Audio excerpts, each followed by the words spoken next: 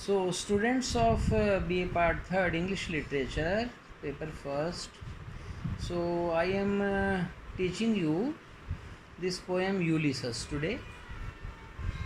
Ulysses is a great poem, and I have given some introduction to Tennyson also and to this poem also.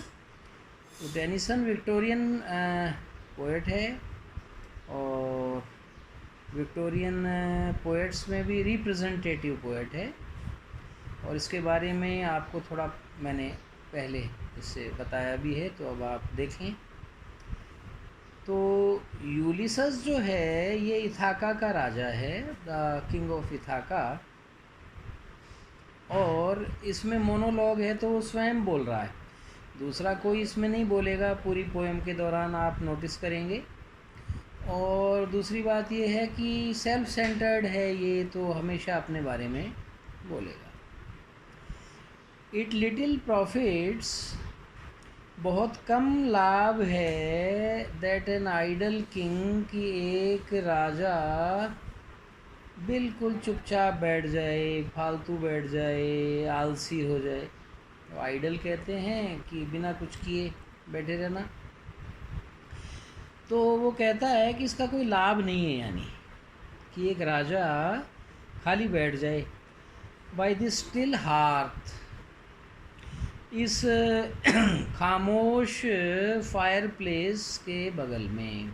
आर्थ कहते हैं HEARTH, hearth means fire place, चूल्हा भी कह सकते हैं, क्योंकि बहुत पहले इंग्लैंड में चूल्हे हुआ करते थे और जिसमें लकड़ियाँ अथवा कोयले जलते थे, और सर्दी ज़्यादा पड़ने से लोग बाग वहाँ आग तापने भी बैठ जाते थे। तो ये फायर प्लेस को हार्थ कह रहा है। तो अब ये कहता है कि भाई इसका क्या लाभ हुआ कि राजा है और फिर वो आग तापता हुआ एक कोने में बैठा हुआ है। Among these barren crags, इन बंजर क्रैग्स के मध्य में, तो क्रैग्स ये भौगोलिक वर्णन किया जा रहा है इथाका का। वहाँ इस तरह की क्रैग्स होंगे जो चट्टानी क्षेत्र होता है, जिनमें छोटी छोटी पहाड़ियाँ भी होती हैं, तो उनको क्रैग्स कहा जाता है। बैरन का मतलब जहाँ कुछ नहीं उगता है।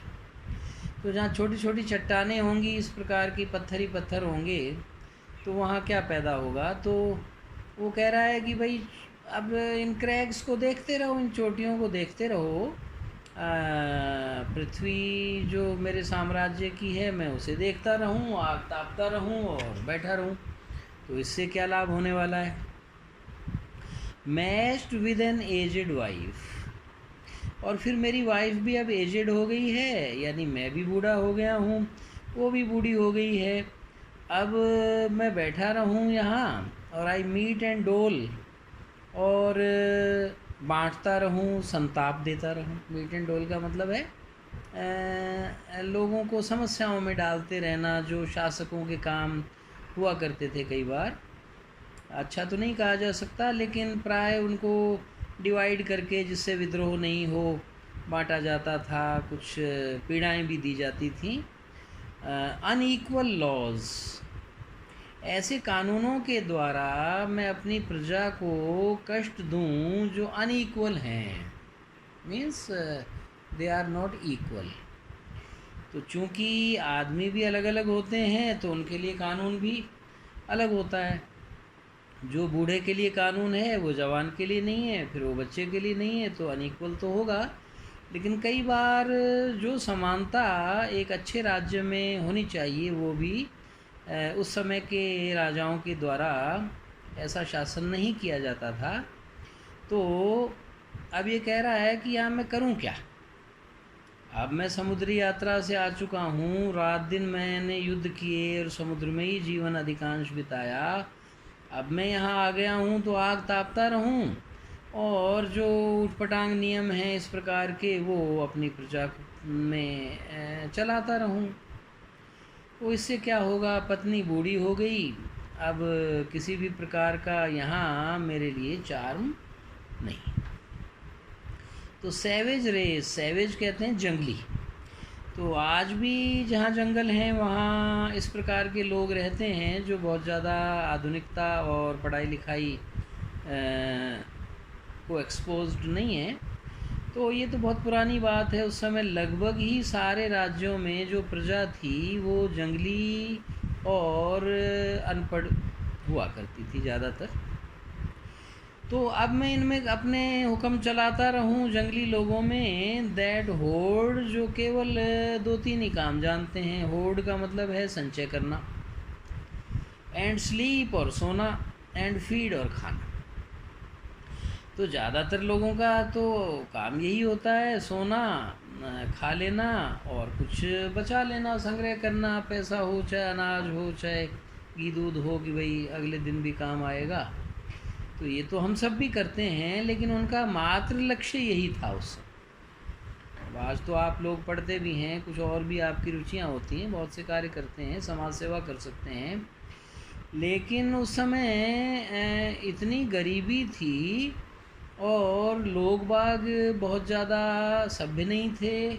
तो वो जंगली थे, तो जंगली लोगों का तो यही काम था कि भाई खाओ, सो जाओ और अगले दिन के लिए थोड़ा बचा लो, जिससे अगले दिन भी खाएंगे और सोएंगे। तो ऐसे लोगों का मैं क्या करूं, उसको कोई इंटरेस्ट नहीं था उनमें। तो ये दोबारा सेल्फ सेंटर्डनेस उसकी बताता है, जैसा मैंने इससे पहले आपको इंट्रोडक्शन में बताया था इस पोएम के। तो ये सेल्फ सेंटर्ड व्यक्ति है और निष्क्रिय बैठ नहीं सकता। तो इसको बड़ा अजीब सा लग रहा है। तो that hoard and sleep and feed and know not me, और मुझे जानते ही नहीं। अब प्रजा राजा को क्या जानेगी? भाई राजा हो कोई भी हो, उनको तो खाना पीना और सोना है, वो क्या करेंगे? तो ना मैं इनसे कुछ लाभान्वित हो सकता हूँ, ना ये मुझसे कोई बेनिफिट प्राप्त कर सकते हैं। I can not rest from travel. तो ये इसकी खास थीम हो गई कि मैं ट्रैवल से रेस्ट नहीं कर सकता। इसको आप अंडरलाइन भी कर सकते हैं, क्योंकि ये इसका सेंट्रल आइडिया है कि मैं तो घूमे फिरे बिना नहीं रह सकता। अब ये कोरोना काल है, इसमें बहुत से जो घूमने फिरने के शौकीन थे वो घर बैठे हैं, लॉकडाउन वगैरह होते हैं, संक्रमण का खतरा है, आप स्वयं जानते हैं। लेकिन ये तो मजबूरी है। इसमें भी बहुत से लोग हैं जो बाज नहीं आ रहे, घूम रहे हैं, हालांकि वो नियमों का उल्लंघन है। लेकिन उस ज़माने में तो ऐसी कोई कोरोना था नहीं, लेकिन ये इतना ट्रैवल मैनिया था, इसको इतना एक ऑब्सेशन था घूमने से कि ये आराम नहीं कर सकता था, हालांकि हाथ पैर इसके जवाब दे चुके थे। I will drink life to the lees. मैं जिंदगी को अंतिम दम तक और अंतिम अवशेषों तक पीना चाहता हूँ। तो लीज कहते हैं जो ड्रैग्स वगैरह, जो मान लो कोई बोतल है जिसमें कोई लिक्विड अथवा कोई पदार्थ है, वो जो सारी खाली हो जाए तो भी थोड़ा बहुत नीचे रह जाता है, उसको लीज कहते हैं। तो I will drink life to the lees का मतलब है मैं चाहता हूँ कि जीवन को अंत तक मैं दिलचस्पी के साथ जीऊँगा। और जैसे कोई लिक्विड को पीता ही चला जाए और ख़त्म भी हो जाए, कोई दूध चाय वगैरह, तो भी वो उसको एक आधी बूंद भी शेष ना छोड़े, ऐसे मैं भी जीवन को पूरा एंजॉय यानी करना चाहता हूँ। और इसका एंजॉयमेंट केवल ट्रैवल में था। All times I have enjoyed greatly. तो मैंने पूरे समय बहुत एंजॉय किया है, खूब घूमा हूँ, बहुत आनंद मुझे मिला है। हैव सफ़र्ड ग्रेटली, और ऐसा नहीं है कि केवल आनंद तो भगवान के अलावा किसी को मिल नहीं सकता, या कोई सच्चा संत हो जो केवल भगवान का ही भजन करता हो। अब ये तो एक योद्धा था, एक घूमंतु किस्म का आदमी था, तो इसने एंजॉय किया तो सफ़र भी किया, क्योंकि युद्धों में भाग लेना पड़ता है तो घाव भी लगते हैं, और कई बार समुद्र में तूफ़ान आते हैं, समुद्री चोर लुटेरे भी आ जाते हैं। तो रात दिन इसने सफ़र भी किया, यानी सहा भी बहुत कुछ, यातनाएं भी जीवन की सही। बोथ विद दोज, और दोनों चीज़ों को उन लोगों के साथ शेयर किया, दैट लव्ड मी, जो मुझे प्रेम करते थे। तो जहाज़ का ये मालिक था, इसके अंडर बहुत से लोग साथ चला करते थे, युद्ध के लिए हों चाहे कहीं खोज करने के लिए हों, तो वो सारे वॉयेजर्स थे, तो वो इसको बहुत प्रेम करते थे और उनके साथ में वो इसकी कमांड मानते थे। तो कभी कभी इनको अच्छा भी समय मिलता था और कभी ख़राब समय भी आता था, हर एक मनुष्य के जीवन में आता है। एंड एलोन, तो इनके साथ भी मैंने सुख दुख भोगा। एंड एलोन का मतलब कई बार अकेले भी, क्योंकि अकेले कई बार शत्रु सेना से योद्धा गिर सकता है और अकेला रह जाए, कोई भी नहीं हो, तो भी उसको युद्ध तो करना पड़ेगा। ऐसे ही जहाज़ मान लो डूब जाए, अकेला बच जाए, तो भी वो अकेला ही सुख दुख झेलेगा। ऑन शोर, शोर का मतलब तट पर भी। एंड व्हेन थ्रू स्कडिंग ड्रिफ्ट्स, और जब थ्रू का मतलब है कि दौरान, स्कडिंग कहते हैं जो ड्रिफ्ट्स, जो छोटे छोटे बादल घूमते रहते हैं। द रेनी हेड्स, तो रेनी हेड्स का मतलब ऐसे ग्रह पहले नाविकों को ख़ास तौर पर पता थे कि जिनसे वर्षा होती थी और मौसम ख़राब हो सकता था, तूफ़ान आ सकते थे, उससे वो लोग मर भी जाते थे, बहुत सफ़र करते थे। तो मैंने तट पर भी सुख दुख लिया है, उतार चढ़ाव सहन किए हैं, अकेले भी, लोगों के साथ भी। और कभी कभी जब बादल ये बताते थे कि आगे कोई तूफ़ान आने वाला है, vex the dim sea, dim का मतलब धुंधला, सी का मतलब समुद्र, वैक्स कहते हैं परप्लेक्स, मुसीबत में डालना।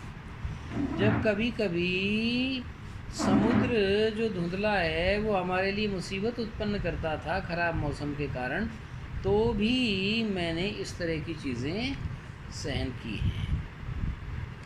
I am become a name, मैं एक नाम बन चुका हूँ, यानी मेरा नाम फेमस हो चुका है।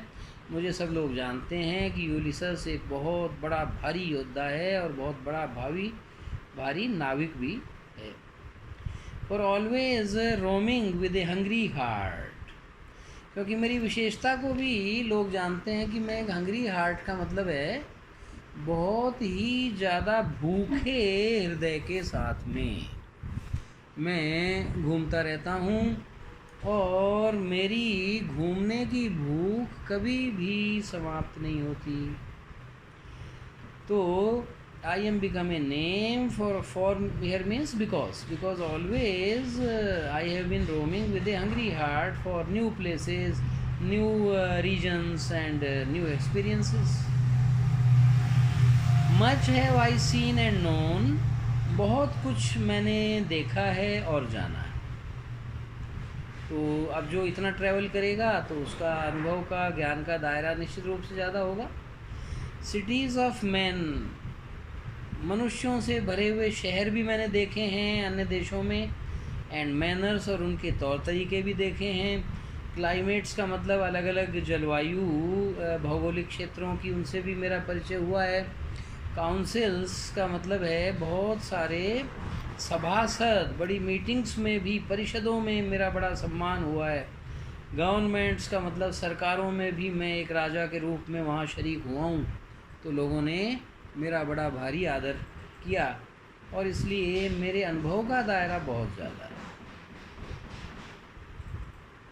My self not least but honoured of them all, तो मैं उन सब के द्वारा बड़ा भारी आदर मुझे दिया गया। And drunk delight of battle, और मैंने युद्धों का रस भी लिया है। ड्रंक यानी पिया है, डिलाइट का मतलब है जो एक प्रसन्नता की भावना होती है, बड़ा आह्लाद मुझे होता था। योद्धा को तो युद्ध में बड़ा ही आह्लाद होता है और कायर हो तो युद्ध से भागता है। तो महान योद्धा ये था ही, तो इसने बहुत ही महान आनंद का एक पान किया है। ड्रिंक का मतलब पीना, युद्धों के आनंद को पिया है। विद माई पीयर्स, पीयर्स का मतलब मेरे साथियों के साथ, PEERS, peers means comrades, friends, साथी। तो यहाँ तक 16 लाइंस तक आप लोग मार्क कर लीजिए। इससे आगे फिर मैं आपको नेक्स्ट टाइम पढ़ाऊँगा। होम असाइनमेंट मैं आपको दे देता हूँ। होम असाइनमेंट यही है कि पहले जो मैंने पोएम का इंट्रोडक्शन बताया था, उसको भी आप अपनी टेक्स्ट बुक में है वो पढ़ेंगे। और उसके बाद जो है इस पोएम्स की 16 लाइंस जो मैंने आपको पढ़ाई हैं, इनको एक बार पढ़ जाएंगे। और पढ़ने के बाद में जैसा आपका रीडिंग है इस पोएम की, जो आपके मन में बातें आई हैं इस पोएम को पढ़ के, उनको आप अपनी नोटबुक में लिखेंगे। और लिख करके आप अपने जो लिटरेचर के ही और आपके साथी हैं उनसे शेयर भी कर सकते हैं। तो यही आपका आज का होम असाइनमेंट है। Thank you, that's all.